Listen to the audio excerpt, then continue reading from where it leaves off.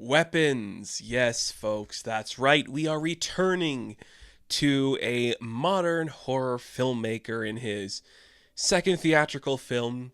It's called Weapons. We're talking Zach Cregger's new film. A very interesting filmmaker to discuss. We did talk about Barbarian when that movie came out.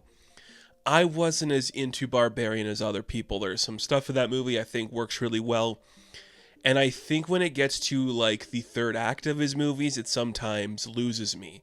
That's kind of the case for Weapons, which we'll get to in a minute here. But he's being touted as like a very modern auteur, a master, if you will, of horror. I mean, it's two films. He's doing a Resident Evil film next. Let's not say master yet, a modern master. I don't know if we're at that stage with him. Do I think all of his films are well made? Yeah, I do. I don't have any criticisms of like the way things play out. It's more like story issues that I'm not the biggest fan of. But let's not use the word master. I don't think he's there yet. You can't be a master of something only making two films. But it's Weapons. This is a bigger budget. It was pushed around a lot on a weird slate when like Warner Brothers was moving all of its stuff around. This was originally going to come out earlier, then it got pushed back, and then they put it to 2026, and then they pushed it up earlier because people were really vibing with it. A lot of the critics I follow were touting this as a really good work of art, and I'm like, that's really cool. I want to see what this is about. I think it's getting people excited for original horror, which is really important. And a lot of that has to do with the marketing to this movie. The marketing to Weapons may be the best modern marketed movie we've seen in a very long time. Old school vibes. Here's a really dumb website. Here's just like some random ring camera footage. Let's not sell anything. We'll show our trailers when we have to, but just the actual marketing. It's just about 2:17 a.m. It's about these kids disappearing. We don't have to know any more than that. I love when a horror movie does that. It's so confident in itself. You don't have to sell it on anything else, just the premise. That's really cool. And that's the premise of this movie. If you don't know yet, I'm sure you do at this point. At 2:17 a.m., 17 students from the same classroom, they all got up in the middle of the night and ran away, never to be seen again. Very good premise, using the ring camera footage that we see in a lot of the stuff, using the darkness. It looks really good. I love that premise so much. It's such a fun thing, and you can do so many different things with that. It can be a straight up, these kids are missing. What's that about? Do we solve this mystery? Or you can make it a metaphor. And I think this movie tries to play with a couple of those. It, goes between the two where it's like, this is about this violent act that occurs that destroys a community and no one can really heal from it. And there's just like a randomness about the chaotic nature of the world that destroys families and homes and no one can justify it. But then it's also like, actually, if you just sit down and think about it, some people are crazy and they do stuff to your kids and then they run away. It's both of those.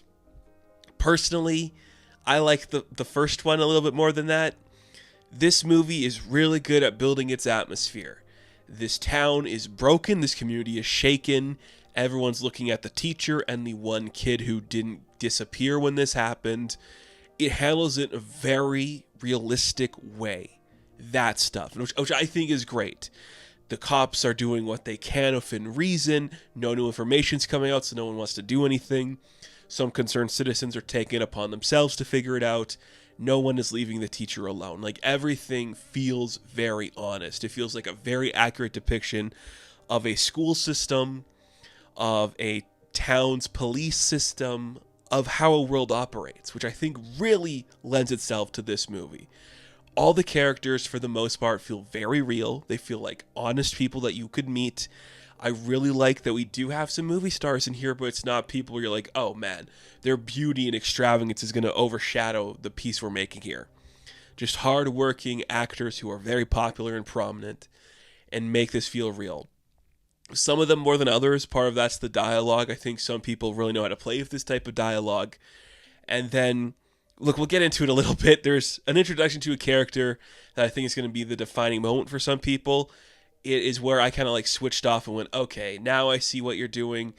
it's not my thing. It's kind of the exact same thing that happened in Barbarian for me, where I'm like, oh, okay, now that you did that switch, that's a story I don't need to follow. When you just build up the tension, then you're like, let's just reveal it all right now. Here's everything happening. Why do you do that, Krager? What are you gaining from that? Can't we just play in this atmosphere for longer? In my opinion, it makes more sense, like, thematically, to have it be an ambiguous thing that happens to these children. Because then you can have interpretation and people theorizing, like, oh, what does this mean? What is all that? But also, there's a very specific things that does happen to the children, which I think the specificity of it does lend itself to, like, the random acts of nature that the movie's trying to talk about. So that's kind of cool too, I guess. It doesn't work for me fully in the way it's presenting, like, this is what happened to the kids. I get what it's doing here, though, and it kind of falls into, like, the horror cliches of the modern era, which is fine, like, play with what you know. I don't hate this movie. I really don't. There are some things that don't work. It's mainly story beats for me. Like I said, when, like, the ambiguity of it all starts to fade away, I don't like that. There is kind of, if you want to look at it this way, and I know there's been so many think pieces that are coming out about, you don't have to interpret this as anything, but when there's, like, a classroom of children that are no longer in this classroom, a teacher wishes she could do more, and people are having dreams of big semi-automatic rifles over the top of the head, or, like, over top of, like, a house, it lends itself to this story of, this is about a school shooting, and how just, like, children are randomly lost in these horrific ways for no reason, and no one can justify why it keeps happening. You can look at it that way. I think it's part of what this movie's about, and if it leaned more into that, maybe there's something more to explore. But also, it's just, this is actually what's happening, and like, that can lose you, or it can save you. Krager's really good at building tension. Like, the atmosphere of the movie, like I said, it's so strong. And then he just plays with these themes of, like, here is the payoff for the feeling we're getting you to. We want you to feel eerie and uncomfortable. Everybody's watching everyone. Nobody feels safe or happy. And then as the story goes down, it, like, breaks down to, like, different subcategories for each character. There's a payoff for each of them. Sometimes it's more, like, humorous, but it's still a horror movie, which is very key. This is a horror movie. Not really intense jump scare horror. There's, like, a couple moments of those. I think it's more psychological horror of, like, how do you handle this situation that's happening to you when you're no longer in control of anything around you and you're forced into this situation that is decaying your mind, decaying how you think and feel, and the community at large is just, like, affected by this. Kind of a post-COVID movie. I think there's a conversation to be made about this and Eddington being in, like, the same topic of just, like, this corrosion that's affected civilization in, like, these rural areas, and nobody can heal from this traumatic thing that destroyed them, and we're all just kind of, like, broken and husks of ourselves. Kind of that, but if it was more, like, mystical, I suppose. So the tension stuff works really well. I think the score is really well too. Man, this movie goes into some really interesting places. I don't think it's, like, as crazy as some people make it out to be. To me, it's not very bonkers. It's not like, oh man, I've never seen anything like this before in a horror movie. I have. I think it does get loud and does go into some very weird ways, but those aren't uncommon. As somebody who doesn't like open doors, this movie plays with doors in a really, really scary way. I hate open doors and open windows. It's always just a thing that bothers me. I think everything should be closed and covered up with curtains. I don't like exposed stuff like that. It makes me uncomfortable, and half this movie is people opening a door or closing a door or looking through a window, and I'm like, stop doing that. Stop doing that kind of stuff. That stuff is scary to me. This is an interesting cast because a lot of these people were actually subbed in, not last minute, but, like, only a couple of them remained on through the whole thing. Julia Garner is our lead. She plays the teacher, and just incredible. Like, I think in a year she's having, there's been some misses in my opinion, but this is the strongest work we've seen from her. Not ever, because she's incredible in Ozark and does some amazing work on television. But maybe as, like, a film star, this is where I'm the most impressed of her. She's crushing it. She just shows up, is so concerned about these kids, wants everything to go a certain way, and has some really good chemistry with every single actor in this piece. She is phenomenal. She is so good in this movie because she feels like a real person. I think she is the best at doing like the real world dialogue stuff where it feels like an actual conversation. And that's no more apparent than when she's playing off Alden Ehrenreich, who just crushes, man. Oh, I've been on Alden's side since the beginning. This guy's gotten a bad rap. I think he just signed on to some stuff that really affected him. But he's coming into his own again, doing these smaller parts. He's a really good character actor and just has a very good like presence on screen. He's fantastic. He plays a cop who interacts with some other types of people. It's kind of a mess what happens to him. But it's interesting. I really like that. Benedict Wong, I think he's really good at this. You haven't really seen him go this hard, and he goes hard. It's pretty cool. Josh Brolin is just phenomenal too.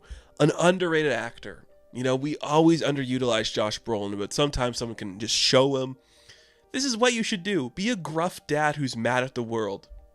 And he's really good at that.